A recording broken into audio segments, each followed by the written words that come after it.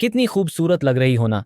तुम यकीन मानो मेरे सारे दोस्त तुम्हें देखकर बहुत खुश थे, सबकी जबान पर तो बस तुम्हारा ही नाम था। तुम तो छा गई हो महफिल में। बस अब कल बास के साथ मीटिंग है। तुमने वहां पर भी मुझे किसी किस्म की कोई शिकायत नहीं आने देनी। मैं जो तुम्हारे लिए ब्लैक शिफॉन की साड़ी लाया था ना, वही पहनकर तुम मेरे साथ कलबास के घर जाओगी। देखो वो थोड़े बहुत मजाकिया कस्म के हैं और तुम जैसी पटाखा लड़कियों को देखकर थोड़े मचल भी जाते हैं। थोड़ा बहुत अगर डांस बास करने को कहीं तो कर लेना, झिझकना मत। सिर्फ और सिर्फ अपने साथ मौजूद अपने सरप्रस्त अपने शौहर या बाप भाई की वजह से। और देखो मैं तुम्हारा शौहर दी ग्रेट बिलाल खां इस तरह की सोच रखने वाले मर्दों में से बिल्कुल भी नहीं। इरे में तो बड़ा ही आज़ाद ख्याल किस्म का मर्द दूं और ऐसे माहौल में रहने का आदी हूं। इसलिए तुम्हें भी बहुत जल्द में अपने हम वतनों के साथ मिलकर काम करना चाहिए। माहौल में ढाल रहा हूं। बस जिस तरह तुमने आज मेरी बात मानी है ना, कल भी वैसे ही करना। खुद भी ऐश करो और मुझे भी करने दो। ये अल्फाज किसी और के नहीं बल्कि मेरे शौहर के थे, जिससे 1 महीना पहले मेरी शादी हुई थी। मैं ड्रेसिंग टेबल के सामने खड़ी खुद को आईने में देख रही थी। मैंने जो लिबास पहन रखा था, अगर मेरा बाप मुझे उस लिबास में देख लेता तो शायद एक बार फिर मर चुका होता। कहाँ मैं एक शरीफ खानदान की 7 पर्दों में छपकर रहने वाली लड़की, और कहाँ ये लिबास, ये महफिल जिसमें मेरा शौहर मुझे लेकर गया था। मैंने संजीदगी से बिलाल को देखा, जिसने अपनी पानहें मेरी कमर के गर्द हायल की हुई थी और अपना चेहरा मेरे कुंधे पर रखकर अपनी गर्म सांसें मेरे कुंधे पर छोड़ रहा था। एक बार फिर मीठे लहजे में कहने लगा कि तुम्हें इस लिबास में देखकर अब मुझसे मजीद कंट्रोल नहीं हो रहा। तुम्हें क्या जरूरत है अब वॉशरूम में जाकर चेंज करने की? चलो मेरे साथ और मेरे साथ मोहब्बत भरी बातें करो। कुछ वक्त वो मेरा हाथ पकड़कर बेड पर ले जाने लगा और मैं किसी कठपुतली की तरह इसके साथ चलती हुई बेड पर बैठ चुकी थी। मुझे उदास देखकर वो कहने लगा कि अरे उदास होने की क्या जरूरत है, क्या बात परेशान कर रही है तुम्हें? मैंने गहरी सांस खारिज करके अपने वजूद को देखा। ये सरख रंग का एक मगरबी लिबास था जो बामुश्किल मेरे घुटनों से कुछ ऊपर तक था।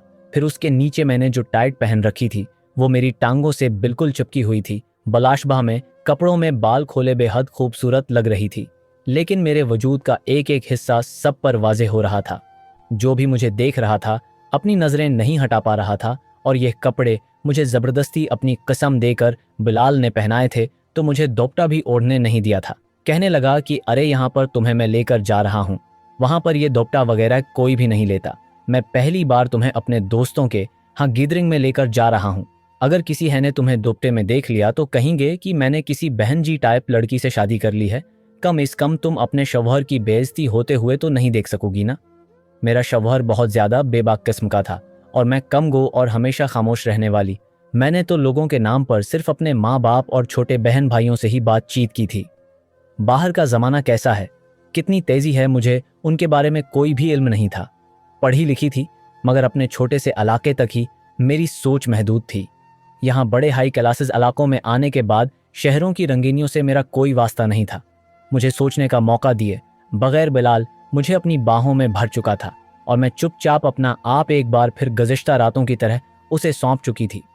अपना मतलब पूरा करने के बाद बिलाल बिस्तर पर औंधे मना गहरी नींद खिराटे मार कर सो रहा था, जबकि मेरी आंखों से नींद कोसों दूर थी। न जाने क्यों आज मुझे बड़ी शिद्दत से मुझे अपने माँ बाप याद आ रहे थे। जी चाह रहा था कि बस उड़कर अपने मेके पहुंच जाऊं।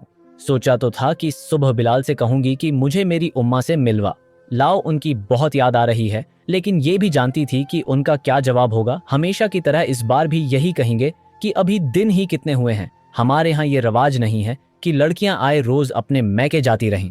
अब तुम्हारा घर ये है जहां पर मैं रहता हूं और तुम मेरे साथ पार्टीज में जाओगी, मेरे सोशल सर्कल में लोगों के साथ बातचीत बढ़ाओगी। बस दोबारा मैं तुम्हें अब इन छोटे छोटे महलों और तंगलियों में नहीं जाने दूंगा। मेरी आंखों से आंसू तवातिर से बह रहे थे। मैं बेआवाज रो रही थी। जिस दिन मैं बलाल के दोस्त के यहाँ गए तो सब एक साथ लाउंज में सोफों पर बैठे हुए थे। वहां पर तकरीबा 18 लोग मौजूद थे, सभी कपल्स थे। इस बात में कोई शक नहीं था कि सबने ही छोटे छोटे कपड़े पहन रखे थे, जिनसे उनके पूरे पूरे बाजों या वजूद का कोई न कोई हिस्सा बेहिजाब जरूर हो रहा था। मगर मैं पहली बार उन लोगों में यो नरोस हो गई थी। उन सभी मर्दों ने जिन नज़रों से मुझे देखा था, मेरी तो रूह तक कांप चुकी थी। एक शख्स ने तो बड़ी बेबाकी से सोफे पर मेरे साथ बैठकर टांग पर टांग चढ़ाए कहा था कि अरे भाभी जी, आप तो हमें काफ़ी निरोस लग रही हैं। ऐसा लग रहा है जैसे आपने कभी हम जैसी सोसाइटी में उठना बैठना किया ही ना हो। वैसे किस शहर से आई हैं आप? लगता है कुछ ज़्यादा ही मिडिल क्लास फैमिली से ताल्लुक़ है। आपका खूबसूरत तो आप बहुत हैं, लेकिन अपनी खूबसूरती का इस्तेमाल करना नहीं जानती। इस शख्स की बात सुनकर मेरा जी चाह रहा था कि मैं उसका मना नोच लेती, थप्पड़ मार कर कहती कि मैं जिस भी सोसाइटी में रहकर आई हूँ, वहाँ पर तुम लोगों जैसे बेगैरत अपनी बेवियाँ दिखाकर मतलब निकलवाने वाले लोग नहीं रहते। वहाँ इज्जत और एहतराम करने वाले लोग रहते हैं। मगर बलाल को देखकर मैं खामोश हो चुकी थी, जो मुझे अपने दोस्त के साथ बैठा देखकर खुश हो रहा था। खुद भी वो अपने दोस्तों की बीवियों के साथ काफ़ी हंस हंस कर बातें कर रहा था। जब मुझसे इन लोगों की नज़रें बर्दाश्त करना मुश्किल हो गई तो मैं खुद ही गाड़ी में बाहर आकर बैठ चुकी थी। मेरे लिए मज़ीद अब इस माहौल में रहना आसान नहीं था। आज पहली बार ये सब कुछ मैं बर्दाश्त तो कर चुकी थी, मगर इसके बाद कल एक बार फिर मुझे जो ही डेकोरेशन पेश बनकर बलाल के बॉस के यहाँ भी जाना था। ये सुनकर ही मेरे रोंगटे से खड़े हो चुके थे। न जाने का अब मज़ीद मुझे क्या कुछ सहना पड़ता। अगली सुबह मेरी आंख खुली तो मुझसे ज़्यादा मेरे शोहर को जल्दी थी। अलमारी खोलकर वो उसमें से कपड़े निकाल निकाल कर देख रहा था। कहने लगा कि बताओ, इन दोनों में से कौन सी साड़ी तुम पर ज़्यादा जचेगी। मैं अपनी आंखें मसलते हुए उठकर बैठ गई। एक नज़र अपने शोहर को देखा, जिसके हाथ में एक रेड और दूसरे हाथ में सियाह रंग की साड़ी थी। ये दोनों ही साड़ियाँ ऐसी थीं जिनके ब्लाउज बहुत छोटे थे। जब बलाल एक हफ्ते के लिए दबी गया था तो वहाँ से ख़ास ये इंडियन इम्पोर्टेंट साड़ियाँ मेरे लिए लेकर आया था। इन साड़ियों को देखकर ही मेरी गालें शर्म से सरख लाल हो चुकी थी। मैंने बलाल को देखकर कहा था कि बलाल में ये साड़ियाँ नहीं पहनने वाली देखिए, तो उनके जो ब्लाउज हैं इनमें से तो मेरा आधा वजूद यूं ही झलकता रहेगा। अगर आप मेरे लिए साड़ियाँ खरीद ही रहे थे तो वो खरीदते जिनसे मेरा वजूद ढका रहता। लेकिन अगले पल बलाल ने हंस कर कहा था, अरे पगली शोहर हो, तुम्हारा शोहर के सामने भला बीवी की कैसी शर्म। ये साड़ियाँ तो मैं इसलिए लेकर आया हूँ कि तुम मेरे सामने पहनकर किसी मॉडल की तरह चलना मैं तुम्हें देखूंगा कि मेरी बीवी ये साड़ियाँ पहनकर कितनी खूबसूरत लगती है। अरे तुम्हारे सामने तो बड़ी बड़ी फिल्म एक्ट्रेस भी फलाप हैं। मैं अपने शोहर की उन बातों पर हंस पड़ी थी। ये दोनों साड़ियाँ ही मैं अपने शोहर के सामने पहनकर उसकी मान मर्जी मुताबिक उसे दिखा चुकी थी, मगर अब वो यही साड़ियाँ निकाल कर मुझसे पूछ रहा था कि स्वेट हार्ट बताओ, आज रात बास के घर उन दोनों साड़ियों में से कौन सी साड़ी पहन कर जाओगी। ये सुनकर तो मेरे कानों से धुआं निकला था। मैंने इन साड़ियों को देखा और फिर कहने लगी कि जी कैसी बातें कर रहे हैं आप, भला आपके बास के यहाँ मैं ऐसे कपड़े पहनकर कैसे जा सकती हूँ। आपने तो कहा था कि ये साड़ियाँ सिर्फ मैं आपके सामने पहनूंगी, मुझे शर्म आती है। आप अब मेरे साथ ज़्यादती कर रहे हैं। जानते भी हैं कि मुझे ये सब कुछ पसंद नहीं है, उसके बावजूद आप क्यों बार बार मुझे ये सब कुछ करने को कह रहे हैं। मेरी बात सुनकर बलाल के माथे पर बल पड़े थे। अव्वल तो वो काफ़ी खुश मजाज और हिंसता मुस्कुराता ही रहता था और यूं ही अपनी बातें भी बनवा लिया करता था, लेकिन जब जब मैंने उसकी बात की नफ़ी की थी वो यूं ही मुझे घूर कर देखता, कुछ न कुछ ऐसा ज़रूर कह देता कि मैं उसकी बात मानने पर मजबूर हो जाती। अभी भी उसने ऐसा ही किया था। फ़ौरा मुझे देखकर कहने लगा, क्यों प्लीज़ यार, अपनी जो तंग नज़र सूझ है न वो अपने उस तंग डरबे नमा घर तक ही रखो तो अच्छा है। यहाँ पर सिर्फ और सिर्फ मेरी मर्जी चलेगी। मैं शौहर हूँ तुम्हारा। जब मैं इतना तंग नज़र और छोटी सोच रखने वाला नहीं हूँ तो आखिर तुम क्यों हो ऐसी। चलो चुपचाप ये साड़ी जो मैं स्लिकट करके जा रहा हूँ यही पहनकर रेडी हो जाना। तुमने क्या देखा नहीं था मेरे दोस्तों की बेवियाँ कैसे कंफर्टेबल होकर छोटे छोटे कपड़े पहन कर बैठी थी। अरे भाई निकल आओ अपनी उस तंग सोच से। तुम अब बलाल खान की बेवी हो। बलाल खान बहुत जल्द तुम्हें अपने रंग में रंग के रहेगा। अपने शौहर की बात सुनकर वो एक गहरी सांस खारिज करके रह चुकी थी। फिर वो साड़ियाँ लेकर दोबारा अलमारी में लटका दी और कुछ सोचते हुए सियाह साड़ी के साथ उसने वो ब्लाउज मंगवा लिया जो मुकम्मल था। इस शाम जब मैंने साड़ी पहनी तो उसके साथ वही ब्लाउज पहना था जो कि मुझे कमर तक पूरा आता था। मैं वह साड़ी पहनकर वाकई में बहुत खूबसूरत लग रही थी। अपने बालों को सलीके से जोड़े में बांधा और खुद को एक नज़र आईने में देखा। पलों को कुछ इस अंदाज से मैंने सेट किया था कि जिससे मेरे वजूद के खद व खाल किसी पर वाज़ेह न हो सकें। जैसे ही बलाल घर आए और मैंने फ्लैट का दरवाज़ा खोला तो मुझे देखकर माथे पर बल पड़ चुके थे। कहने लगा कि ये क्या काम वाली मासी बनी हुई हो। मैंने तुम्हें कहा था कि तैयार होना, ये नहीं कहा था कि तुम कोई काम वाली बाई बनकर बैठ जाओ। साड़ियाँ किस लिए होती हैं और ये तुमने कौन सा ब्लाउज पहन रखा है? नाफरमान औरत, मैंने तुम्हें जो कहा था तुमने सुना नहीं। बलाल ने तो मुझे डांटना शुरू कर दिया था और मैं हड़बड़ाती हुई कहने लगी कि देखिए बलाल, मैं आपकी इतनी बातें मानती रही हूँ, अब मजीद आप मुझसे क्या चाहते हैं? मैंने आपके कहने पर यह साड़ी भी पहन ली, मेकअप भी कर लिया, लेकिन अब मजीद मैं खुद को बिल्कुल ही पे अजागर नहीं कर सकती। बलाल ने मेरे सिर से पलो हटाकर उसे मेरे एक तरफ कंधे पर सेट किया था और मेरे बाल जो मैंने सलीके से जोड़े में बना रखे थे इन्हें भी खोल दिया। कहने लगा कि हाँ, अब कुछ बेहतर लग रही हो। उसके बाद वह मुझे समझाने लगा कि मेरे बास और उसकी बीवी के सामने किस तरह का रवैया रखना है, उनके साथ कैसे बातचीत करनी है। अगर मैंने ज़रा सी भी गड़बड़ की तो वो उनकी नौकरी छोड़ सकती है। बलाल मेरे आगे हाथ जोड़कर गड़गड़ाने के अंदाज में कह रहे थे कि दुआ करो बास को इन औरतों से एक पसंद आ जाए। अरे मेरा मतलब है कि बास को मेरा काम पसंद आ जाए और तुम्हें भी वो मेरी बीवी के रूप में देखकर इम्प्रेस हो जाएं। अगर मेरी प्रमोशन हो गई तो वादा करता हूँ तुम्हें एक सोने का हार सेट लेकर दूंगा। ये कहकर मेरा चेहरा अपने दोनों हाथों में थाम कर मेरे माथे पर अपने लुब रख चुका था, जबकि मैं उसे देखकर कहने लगी कि मुझे ज़्यादा की लालच नहीं है, मैं तुम्हारे साथ कम पैसों में भी गुजारा कर लूँगी। मगर बलाल कहने लगा कि तुम जैसे माहौल में रहती हूँ ना, वहाँ पर औरतों को यही सूझ सिखाई जाती है। आईवन हर एक मिडिल क्लास शख्स को, खासकर औरतों को यही सिखाया जाता है कि भाई मोहब्बत से अच्छे से पेट भर जाता है, चाहे रोटी पानी में नमक क्यों ना खानी पड़े, बस मोहब्बत है तो सब कुछ है, कम पैसों में भी गुजारा कर लेंगे। मगर अपनी ख्वाहिशों को घट घट कर मरता हुआ अपनी आंखों से देखते रहेंगे। अरे भाई, इन बातों का मुझ पर कोई असर नहीं होता, तुम भी उन बातों को छोड़ दो।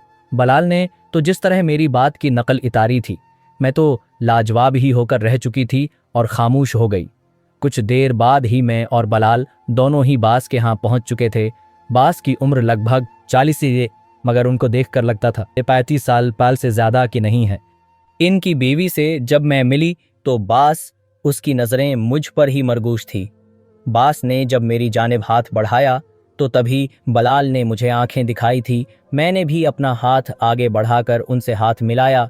जिस अंदाज में उन्होंने मेरे हाथ को पकड़कर दबोचा था, मेरे तो पूरे वजूद में करंट सा दौड़ गया। उसके बाद हम चारों बैठे कितनी देर बातचीत में मसरूफ रहे।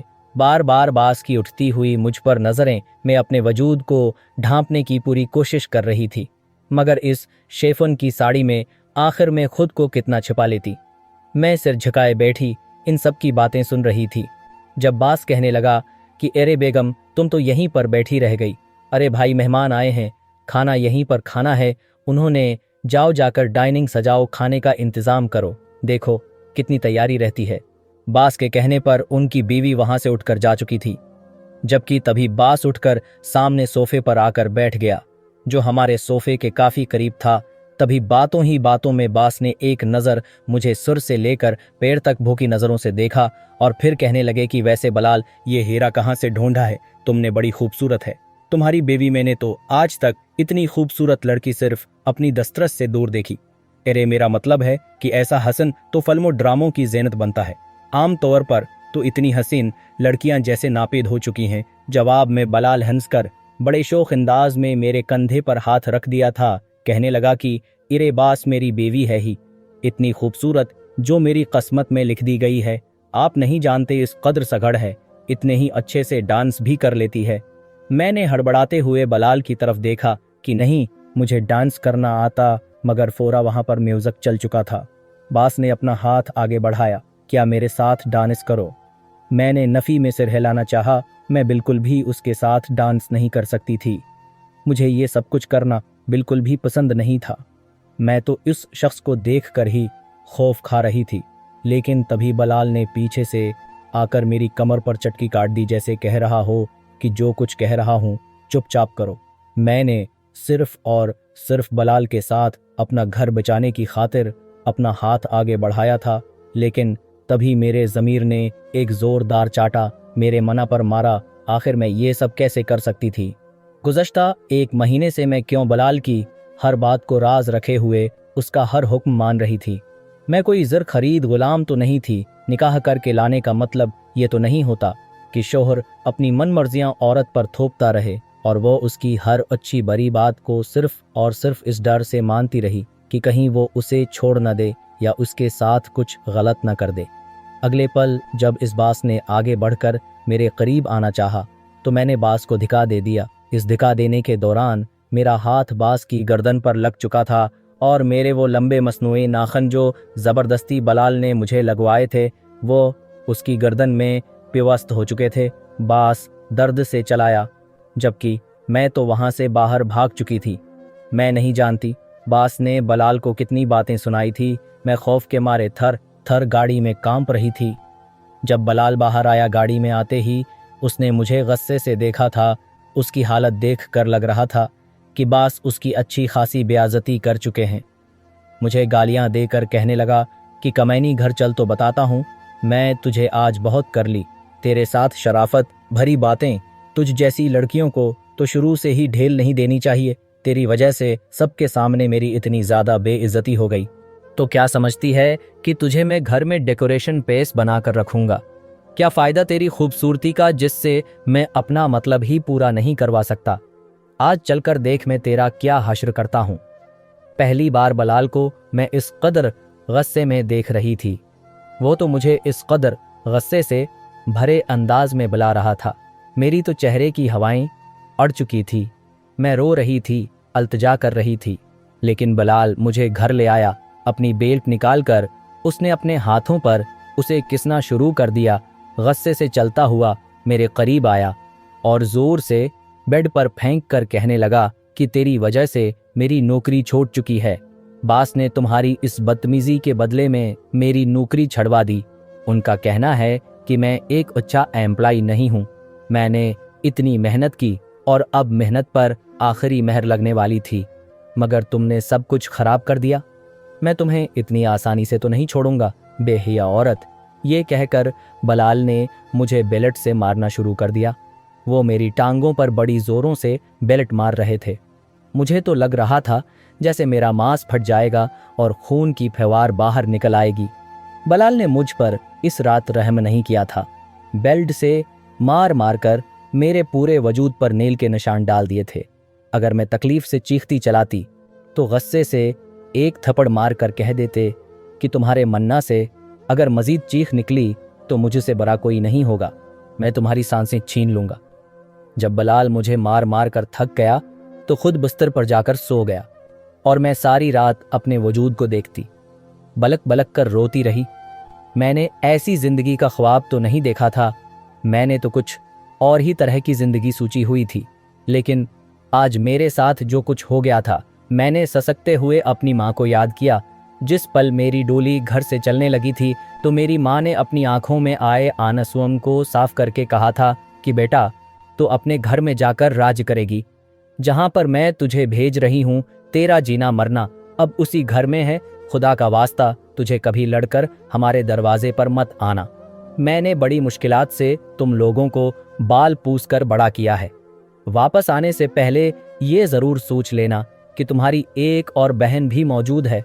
अगर तुम्हारे साथ कुछ भी गलत होता है या खुदा नख्वास्ता तुम अपना घर आबाद करने में नाकाम हो जाती हो, तो दुनिया वाले यही समझेंगे कि बड़ी बहन की तरह छोटी बहन भी घर नहीं बसा सकती। दोनों ही मनहूस हैं। अगर एक घर अजाड़ कर बैठ चुकी है तो दूसरी भी यूं ही घर तबाह कर देगी। मुझे अपनी माँ की ये नसीहतें याद आई तो मैं बेआवाज़ तकिए मैं मना दबाए मजीद रोने लगी थी। मेरे माँ बाप ने हमें शुरू से ही बड़े लाड प्यार से पाला था। मुझसे छोटा मेरे एक भाई था और फिर बहन, सब में ही बेहद प्यार मोहब्बत था। शुरू से ही माँ बाप ने हमें नेकी और भलाई के रास्ते सिखाए थे। खुद भी 5 वक्त की नमाजी थी और हमें भी नमाज पढ़ना सिखाई थी। मेरे वालिद तो बाज़ औक़ात मस्जिद में अज़ान भी दिया करते थे। हर कोई उन्हें हाजी साहब कहकर पुकारा करता था।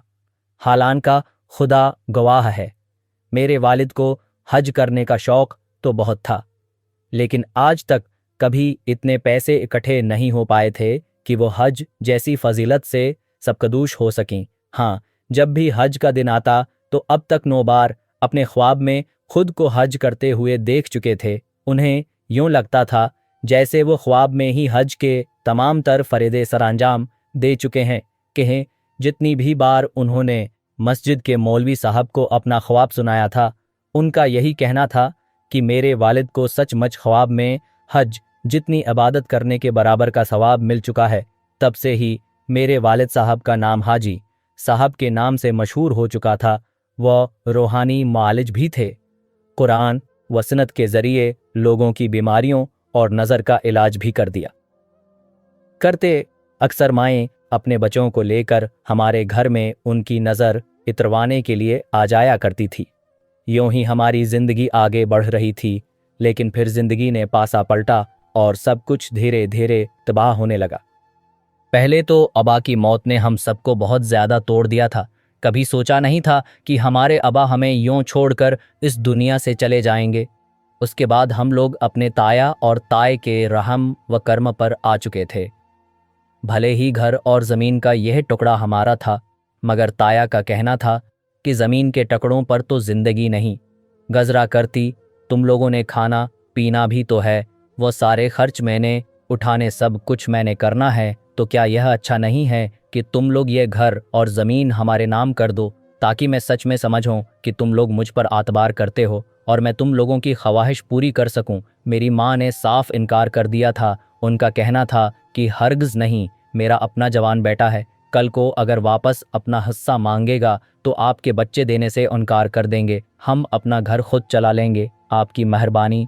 मगर उसके बावजूद जैसे तैसे रूखी सोखी खाकर हम गुजारा तो कर रहे थे, मगर ताया और ताई का बलावजा हमारे घरों में दखल अंदाजी करना यूं ही जारी वसारी था। जैसे ही मेरी उम्र शादी को पहुंची तो मेरे लिए रिश्ते देखना शुरू कर दिए गए। एक बार रिश्ते वाली खाला ये रिश्ता लेकर आई थी, जिसमें उन्होंने बलाल की तस्वीर दिखाकर कहा था, लड़का एक अच्छी कंपनी में नौकरी करता है, फ्लैट है, गाड़ी है, किसी चीज़ की कोई कमी नहीं है। मेरी माँ ने जब ये रिश्ता देखा तो थोड़ी हचकचा कर कहने लगे कि अरे कोई हमारे बराबर का लड़का दिखाओ, इतना अच्छा लड़का दिखा रही हो, उसे हमारी बच्ची पसंद नहीं आई, और फिर ये तो अमीर लड़का है, अमीर घरों में शादी करेगा। मगर जब रिश्ते वाली आंटी ने ये बताया, ये लड़का तो पहले ही तुम्हारी बच्ची को पसंद कर चुका है, ना माँ बाप हैं, ना बहन भाई हैं, एक अकलौता है और बड़ा ही शरीफ है, अगर उससे अपनी बेटी ब्याह दोगी तो तुम्हारी बेटी राज करेगी, राज। बलाल को देखकर मेरे दिल में भी उसके लिए मोहब्बत पंप चुकी थी, और जब मेरी माँ ने मेरा रिश्ता बलाल से तय कर दिया था, मेरी माँ की नसीहतें मुझे अभी भी याद आ रही थी। सारी रात मेरी यूं ही जागते हुए गुजर चुकी थी। फजर की अजान की आवाज़ सुनाई दी थी तो मैं जाए नमाज बिछाकर बैठकर नमाज अदा करने लगी। जैसी हालत में भी थी, मैंने नाश्ता बनाकर बलाल के सामने रखा तो उसने एक नज़र मुझे देखा। मेरे चेहरे और हाथों के अलावा उसने मेरे पूरे वजूद पर मारकर मुझे लहो लहान कर दिया था। नाश्ता करने के बाद मेरे पास आया और मेरा चेहरा अपने दोनों हाथों से पकड़कर कहने लगा कि सूरी स्वीट हार्ट, तुम जानती तो हो ना मैं तुमसे इतनी मोहब्बत करता हूँ, तुम्हारे अलावा मैं किसी और की तरफ मोहब्बत के लिए आगे बढ़ ही नहीं सकता। लेकिन तुम्हें भी तो मेरा ध्यान करना चाहिए ना। कितने प्यार से तुम्हें कहा था कि बास के साथ अच्छे से पेश आना, सिर्फ एक डांस ही तो करना था, और क्या वो तुम्हें करने को कह रहे थे, मगर तुम्हारी वजह से मेरी नौकरी भी छूट गई। अब खुद बताओ, मुझे गुस्सा नहीं आएगा तो और क्या होगा। मैं तो तुम्हारे नखरे उठाने की बात कर रहा था, मगर अब तो मुझे अल्टा अपने दोस्तों से कर्ज लेकर अपना घर चलाना पड़ेगा। मेरी आंखों से त्वातर से आंसू बहने लगे थे। मैं रोते हुए बलाल की हर एक बात सुन रही थी, जबकि उसे सारी रात मुझ पर जुल्म करने के बाद अब मोहब्बत ऐम्ड कर आ रही थी। मुझे सीने से लगाकर वह मुझे दिलासे दे रहा था, मुझसे माफ़िया मांग रहा था, और मैं भी अच्छी बेवी होने के नाते उसे माफ़ कर चुकी थी। कहने लगी कि दोबारा आप मुझ पर हाथ नहीं उठाएंगे। आप नहीं जानते मुझे कितनी तकलीफ़ होती है। बलाल मेरे सामने अटक बैठक करके सूरी कर चुका था और मैं भी एक गहरी सानस खारिज करके रह चुकी थी। 2-3 मरतबा बलाल ने अपनी सीवी जमा करवाई और आखिरकार एक जगह उसकी नौकरी दोबारा लग ही चुकी थी। इस शाम बलाल ने घर आने से पहले मुझसे फरमाइश की थी कि मैं आज तुम्हारे हाथों की बनी कोफ्ता कड़ी खाना चाहता हूँ और साथ में अगर खैर हो जाए तो मज़ा आ जाएगा। मैंने मस्करा कर कहा था कि जो हुक्म सरकार बन जाएगी, लेकिन मैं किचन में जैसे ही काम करने के लिए गई तो मुझे चक्कर आने लगे। मुझसे खड़े होकर काम करना मुश्किल हो चुका। मैं कुर्सी पर बैठकर प्याज काटने लगी, मगर जैसे ही हांडी की तरफ बढ़ी तो चकरा कर गिर चुकी थी। जिस वक्त बलाल घर आया तो चूल्हा आन रह जाने की वजह से पूरे घर में गैस की बदबू फैली हुई थी। मैं बेहोश पड़ी थी। सबसे पहले तो चूल्हा बंद करके वो फौरा मुझे हॉस्पिटल लेकर गयास। वक्त में थोड़ी बहुत होश में थी। जब डॉक्टर की बात सुनकर तो मेरी खुशी की कोई इंतहा न रही। मुझे लगा था कि जैसे ये खबर सुनकर बलाल भी बहुत ज़्यादा खुश हुए होंगे, मगर ऐसा नहीं था। जैसे ही डॉक्टर ने बताया कि मैं माँ बनने वाली हूँ तो मैं तो जैसे खुशी से नहाल हो चुकी थी। शायद उसी वक्त का इंतज़ार था मुझे, मगर बलाल के चेहरे की हवाएं अड़ चुकी थी। डॉक्टर से कहने लगा कि जी क्या बात कर रही हैं आप, ज़रा ध्यान से एक बार फिर चेक कीजिए, हो सकता है आपको गलत फहमी हुई हो लो। मगर डॉक्टर कहने लगी कि नहीं, ये सच है, भला आपसे झूठ क्यों कर बोला जाएगा। क्या आपको अपने बच्चे के आने पर खुशी महसूस नहीं हुई? बलाल ने अपने चेहरे पर खुशगवार मुस्कुराहट सजा ली थी और आगे बढ़कर मुझे सीने से भी लगा लिया था। डॉक्टर ने बड़े प्यार से कहा था कि आपकी बीवी की मेंटली कंडीशन थोड़ी अपसेट है, बच्चा काफ़ी कमज़ोर लग रहा है, इसलिए ये दवाएं आपने अपनी बीवी को खिलानी है और फिर 1 हफ्ते बाद आकर दोबारा चेकअप करवाना है ताकि मुझे पता चल सके कि बच्चे की तबीयत में वाज़ह सुधार आया है या नहीं। डॉक्टर एक तरफ से बात कर रही थी जबकि बलाल मेरी तरफ चेहरा किए मुझे घूर घूर कर देख रहा था। जैसे ही हम हॉस्पिटल से बाहर निकले तो बजाय दवा लेने के बलाल ने दवा वाली पर्ची फाड़ कर कई टुकड़े करके उड़ा दी। मैं घबरा कर कहने लगी कि बलाल, ये आपने क्यों किया है? उससे तो मेरी दुआ आनी थी। मगर बलाल अगले ही पल गुस्से से तड़प कर कहने लगा कि ये सब कुछ किया है, तुम भला माँ कैसे बन सकती हो? मैं तो यकीन ही नहीं कर पा रहा कि तुम माँ बनने वाली हो। बलाल की यह बात सुनकर मैं हैरान हुई थी। कहने लगी कि क्या मतलब माँ क्यों बनने वाली हूँ? अरे शादी क्यों की जाती है? मर्द शादी किस लिए करते? ताकि अपनी नस्ल को आगे बढ़ा सके। हमारी शादी को 4 महीने गुजर चुके हैं और 4 महीनों बाद अगर मैं माँ नहीं बनूंगी तो फिर और क्या बनूंगी? मेरी बात के जवाब में बड़ी तेज़ी से कार चलाता हुआ बलाल गुस्से से चलाकर कहने लगा कि सिर्फ शादी को 4 महीने हुए हैं, 4 साल नहीं। मैं तो यह सोच कर बैठा था कि 4-5 साल तक तुम्हें बच्चों के आसपास भटकने भी नहीं दूंगा। मेरा तो फ्यूचर प्लानिंग की तरफ बिल्कुल भी ध्यान नहीं था। मैंने तो सोचा भी नहीं था कि मैं बाप भी बनूंगा। बलाल की यह बातें मुझे अंदर ही अंदर तोड़ चुकी थी। मेरी आंखों में आंसू भी आ चुके थे। मैं कहने लगी कि बलाल कैसी बातें कर रहे हैं आप? भला कोई बाप ऐसा कैसे कह सकते हैं? यह बच्चा हमारा है, हम ही अगर उसके बारे में ऐसा कहेंगे तो कितना बुरा लगेगा। मगर बलाल फौरा से कहने लगा कि नहीं, मुझे उन सब बातों से कोई फ़र्क नहीं पड़ता। अरे अगर तुम माँ बन गई और तुमने बच्चों को जन्म देना शुरू कर दिया तो तुम्हारा सारा फ़गर ख़राब हो जाएगा। तुम्हारे वजूद में जो दिलचस्पी और कशिश मौजूद है वो ख़त्म होकर रह जाएगी। और कम मैं अभी ये सब कुछ नहीं चाहता। मुझे अपनी नौकरी पक्की करवानी है। जानती हो मेरे सर्किल में जितनी भी औरतें हैं इनमें से कोई भी अभी तक माँ नहीं बनी। भला तुम कैसे बन सकती हो? बलाल की जहनीत पर मुझे शक हो रहा था। मैं तो सोच भी नहीं सकती थी कि बिलाल ऐसी सोचें भी रखता है और कभी मेरे सामने बैठकर वो मुझसे उस तरह की बात भी कर सकते हैं। घर आज का था। घर में दाखिल होते ही मैंने बलाल को एक नज़र देखा, फिर कहने लगी कि आपने अच्छा नहीं किया, नहीं होता मेरा फ़गर ख़राब, मैं टाइट कर लूँगी, कुछ भी करूँगी, लेकिन आपको बिल्कुल इसी हालत में मिल जाऊँगी। मगर बलाल का ये कहना था कि नहीं, मैं फ़िलहाल बाबा बनने के मोड में नहीं हूँ। बलाल के बार बार यूँ कहने पर मैं फोट फोट कर रोने लगी थी। मैं रोते हुए कह रही थी कि बलाल, आपको मुझसे और मेरे बच्चों से बिल्कुल भी मोहब्बत नहीं है। आपको बस अपने काम से, कारोबार से और अपने साथ जड़े लोगों से मोहब्बत है। क्या हम नॉर्मल ज़िंदगी नहीं गुजार सकते? बिल्कुल आम लोगों की तरह आप मुझे किसी रोबोट की तरह आखिर क्यों चला रहे हैं? मैं रो रो कर ये सब कुछ कह रही थी जब मुझे रोता देख कर बलाल मुझे तसलियाँ देने लगा और फिर किचन से फ्रेश जूस बनाकर मेरे लिए ले आया। मुझे अपने हाथों से एक एक घूंट पिलाकर कहने लगा कि देखो, मैं तुमसे बहुत मोहब्बत करता हूँ, तुम्हारा ख्याल रखना चाहता हूँ। तुम क्या ये बच्चे पैदा करके अजीब ही तकलीफ़ें बर्दाश्त करती फिरोंगी? अच्छा है कि मेरे साथ अपनी ज़िंदगी एंजॉय करो, यही तो दिन है। एंजॉय के बच्चे भी पैदा होते रहेंगे। मुझे अपने सीने से लगाए ये बात बलाल कर रहा था। जहाँ एक जानिब वो ये सब कुछ बोल रहा था, वही मुझे अपने पीठ में शदीद दर्द महसूस होने लगा। ऐसे लग रहा था जैसे कोई नोकीली चीज़ मेरे पीठ में छप चुकी हो, यहाँ तक कि दर्द की वजह से मेरी चीखें बुलंद होने लगी। बलाल मुझे दोबारा डॉक्टर के पास लेकर जा चुका था, जहाँ पर चेक अप करवाने पर डॉक्टर ने कहा कि बच्चा ख़त्म हो चुका है। मुझे फिर बेसाख्ता वो जोश याद आया जो ज़बरदस्ती मुझे ये कहकर पिला रहा था कि ये मेरी सेहत के लिए अच्छा है। मैं फोट फोट कर रो रही थी। बलाल मेरे करीब आकर मुझे चुप करवाने की कोशिश कर रहा था, मेरे सामने सौ दलीलें रख रहा था, लेकिन मैं उसकी किसी बात पर ध्यान नहीं दे रही थी। बस मुझे इतना पता था कि बलाल ने हर हद पार कर दी है, उसने मेरे बच्चे को मार दिया है। मैं रोते हुए अपना चेहरा साफ कर रही थी। कितने ख्वाब थे जो मैंने देख रखे थे, मगर सब टूट चुके थे।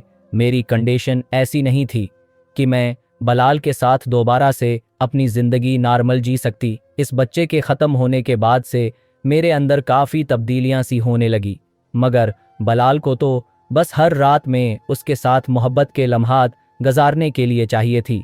और रात भी कुछ ऐसा ही हुआ था जब बलाल ज़बरदस्ती मेरे करीब आने लगा। मैंने इनकार किया तो गुस्से से मुझ पर धाड़ने लगा था, कहने लगा कि कब तक बच्चे का शौक सीने से लगा कर रखोगी? अरे भाई, शोहर हूँ तुम्हारा, मैं तुम्हारे पास आने का हक रखता हूँ, किस लिए ब्याह कर लाया हूँ मैं तुम्हें? जब देखो तुम्हारे नखरे ख़त्म नहीं होते, हर बार कोई ना कोई बीमारी पकड़ के बैठी होती हो।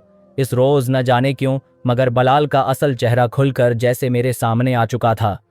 इतने महीनों से मैं बलाल के इशारों पर चल रही थी। वो जो कुछ कह रहा था, जैसे भी था, मैं मान रही थी, मगर अब जब भी मैं उसकी मर्जी से ज़रा हट कर कुछ कहती तो वो या तो मुझे थप्पड़ मार देता या फिर मुझे इतना जलील करता कि मैं हैरत से खुद को देखती रहती। शादी को इतने महीने गुजर चुके थे। मैंने फ़ोन पर ही अपनी माँ से बात की थी, अपने बहन भाइयों को देखा था, वरना वो मुझे ये कहकर न जाने देता कि मैं वहाँ पर अपनी गाड़ी के टायर गलियों में ले जाकर गंदे नहीं कर सकता, और मैं चुप सी होकर रह जाती। अब तक बलाल मेरे साथ मुसलसल ज्यादती ही करता आया था और मैं चुपचाप सहती आई थी। इस शाम न जाने मुझ में इतनी हिम्मत कहाँ से आई थी कि जब शाम को बलाल घर आया तो मैं मामूल के मुताबिक इस किचन में काम कर रही थी। बलाल कुर्सी पर आकर बैठा तो मुझसे पानी मांगने लगा। मैंने पानी का गिलास उसके सामने रखा तो दोनों पाँव हमेशा की तरह टेबल पर रख कर कहने लगा कि मेरे जूते उतारो। उसके जूते बेशक गंदे हो रहे थे हमेशा की तरह, लेकिन मैं आज नफ़ी करके कहने लगी कि मैंने किचन में हांडी चढ़ा रखी है, खुद उतार लो, मैं उठाकर फिर साइड पर रख दूंगी। मेरे जवाब देने पर उसने पलटकर मुझे देखा था, कहने लगा कि अच्छा तो चढ़िया के भी पर निकल आए हैं, चुपचाप आकर मेरे जूते उतार, अपनी औकात मत भूल। एकदम से बलाल ने तो औकात पर ही बात कर दी थी। मैं कहने लगी कि क्या है, मेरी औकात को अच्छी भली तो है, आपकी बीवी हूँ, कोई पैसों की खरीदी लौंडी तो नहीं, मुझसे पहले भी तो ये सारे काम आप खुद ही करते थे, फिर अब भी कर लीजिए। मेरी बात पर अगले पल बलाल उठा और मुझे बालों से पकड़ लिया। मैं दर्द से ससक रही थी, मगर बलाल मुझे बालों से पकड़कर कहने लगा कि कौन दे रहा है तुझे इतनी शहबता, मुझे किसके कहने पर तुझे इतना घमंड हो चुका है कि मेरे सामने ज़बान चलाना शुरू कर दी? बता, इस फ्लैट के आसपास कितने लोगों के साथ तेरे ताल्लुक बन चुके हैं जो तुझे वरगला रहे हैं और मेरे खिलाफ भड़का रहे हैं? एकदम से करदार कशी सुनकर मेरे रोंगटे खड़े हो चुके थे। मैं दोनों हाथ जोड़कर बलाल के पैरों में गिर गई और कहने लगी कि खुदा का वास्ता है, तुम्हें बलाल बस कर दो, मुझ पर ये इल्ज़ाम तराशी करना बंद कर दो। क्या मैं तुम्हें बद करदार लगती हूँ? मगर वो मुझे बालों से जकड़कर कहने लगा कि जिस तरह तूने मेरे साथ बदतमीजी की है, ना तुझे मैं छोड़ूंगा नहीं। तुझे मैं अब अपना असल रूप दिखा कर ही रहूंगा। बहुत कर ली तेरे साथ मैंने रियायत, लेकिन अब तेरे साथ कोई रियायत नहीं होगी। अब मैं जैसे चाहूंगा वैसे इस्तेमाल करूंगा। बलाल की बात इस वक्त तो मुझे कुछ समझ नहीं आई थी, लेकिन इस शाम बलाल खुद ही मुझे कहने लगा, तुमसे पहले मेरी जिंदगी में 2 औरतें शामिल हो चुकी हैं। दोनों ही कम उम्र और हसीन थी। दोनों को ही मैंने अपना मतलब निकलवाने के लिए बहुत बार इस्तेमाल किया, मगर कोई भी मेरे साथ ज्यादा अरसे तक टक न सकी। एक तुम हो जो कई महीने से मेरे साथ वक्त गुजार रही हो, लेकिन अब तुम्हें भी वही करना पड़ेगा जो मैं चाहता हूं। कल शाम मेरे दोस्त आ रहे हैं, काफ़ी अमीर हैं, 2-2.5 लाख तो यूं ही औरतों पर उड़ा देते हैं। इसलिए मैं चाहता हूं कि कल जब वो घर आएं तो तुम उनके साथ चमट कर बैठो, बातचीत करो। मुझे तुम्हारा उनके साथ जाने में, वक्त गुजारने में कोई हर्ज नहीं है। मुझे मतलब सिर्फ और सिर्फ पैसे से। एक बार जब मैं बिजनेसमैन बन गया, करोड़पति बन गया, तो वाकई मुझे कहाँ फ़र्क रहना है। लेकिन अगर तुम मेरी बात नहीं मानोगी और बार बार मुझे गुस्सा दिलाओगी, तो फिर तुम्हारे साथ में अच्छा रवैया नहीं रखूंगा। यूं ही पल पल मरती मर जाओगी और नफसियाती मरीज़ा बन जाओगी। अपने शोहर की बात सुनकर तो मेरे पैरों के नीचे से ज़मीन निकल चुकी थी। कोई उस हद तक भी गिर सकता है, मैंने कभी सोचा नहीं था।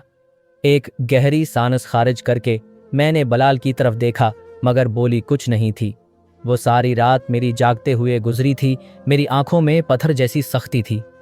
कल मैं जो कुछ करने वाली थी, मुझे उसका अंदाज़ा खुद भी नहीं था। मेरे शोहर ने मुझे एक जालीदार बेहोदा से कपड़े लाकर दिए और कहा था कि तुम यही पहनकर मेरे दोस्तों के सामने आओगी। मैं जानती थी ये मुझे अपने दोस्तों के सामने जो कुछ बनाकर पेश कर रहे हैं, मैं अपने लबों से वो गाली खुद को नहीं दे सकती थी। चुपचाप मैंने वो कपड़े ले लिए, पहन भी लिए। शोहर ने जिस तरह कहा था वैसे तैयार भी हो गई। मेरे हसन की तारीफ़ें करते हुए मेरा शोहर नहीं थक रहा था। कुछ देर बाद ही उसके 3 दोस्त ड्राइंग रूम में आकर बैठ चुके थे। जब बलाल मुझे बार बार आवाज़ देकर कहने लगा कि अभी तक बाहर क्यों नहीं आई, आओ मेरे दोस्तों से मिलो, मगर मैं गुस्से से खुद को आईने में देखती। परफ्यूम की बोतल उठाकर आईने में मार चुकी थी। आईना टूटकर करची करची होकर गिर चुका था। आईने के टूटने की आवाज़ पर बलाल कमरे में आया था। कांच के टकड़े टकड़े हुए देखकर गुस्से से कहने लगा कि ये क्या किया तुमने, कांच कैसे तोड़े? मैंने तुम्हें कहा है कि बाहर आओ, आज तो मेरी लॉटरी पकी है और तुम यहाँ पर ये क्या नुकसान करती फिर रही हो? अगर इस बार तुमने ज़रा भी गड़बड़ की ना तो कसम से तुम्हें तलाक देने में एक लम्हा भी नहीं लगाऊंगा। अभी बलाल ऐसा बोल ही रहा था कि मैंने कांच का टकड़ा उठाकर उसके वजूद में प्यस्त कर दिया।